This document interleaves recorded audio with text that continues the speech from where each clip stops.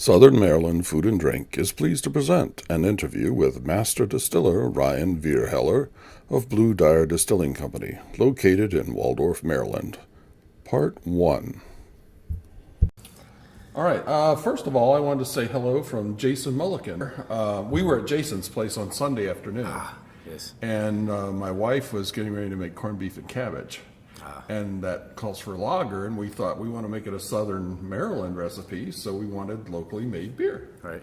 And so we were over there. I talked to him a bit, took some photos, and Actually, I gotta go over here and sit down and talk with him. We've been approached by the community college to develop a course for the culinary program.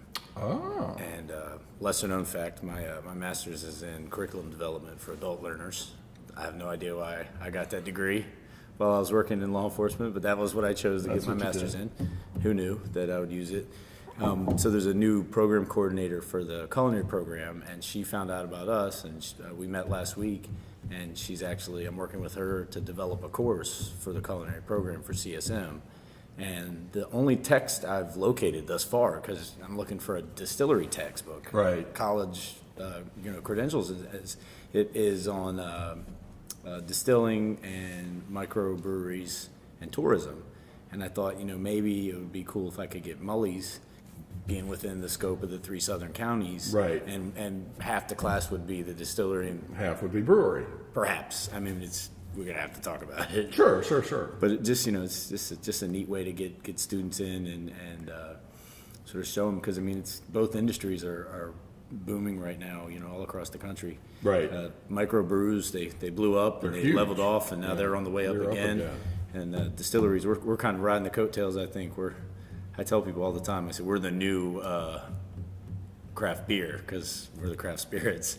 Sure. But yeah, the beer came first. But it's a lot harder to get a distillery license than a brewery license. I think they're equally. It's my partner's friends with one of the principals over at DC Brow, Yeah. and we were talking to them, and sort of the conversation devolved into how they were so happy they did beer because the distilling has so many intricate portions that, Right. that they're not familiar with, and we just kept saying, yeah, but you guys got to touch so many bottles, so many bottles. I would have nightmares of bottles. But in you're my- allowed to homebrew. I can homebrew, but is I true. can't home distill. This is not true. legally. This is true. This is true.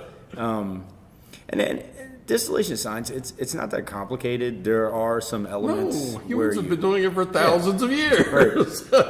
there's some elements where you can create some poisonous products based on what you're fermenting from Right. and your distillation practice. And I think just in knowing how to preclude those elements from making it into a beverage, that they've left the distilling so highly regulated. You're making a legal drug. Essentially, but we're doing. We do what the brewers do. I have tanks fermenting right now that essentially are a beer. Right. The base product in them is But then you distill that right. product. We strip the alcohol out with the distillation, and we get it's depressing because you start with a 900-gallon batch and you pull 110 or 120 gallons of finished product out of it, but by the time you're done working it, and you just keep going, man, if I was making beer, that'd have been like 800 gallons. I wouldn't have lost so much. Thanks for watching.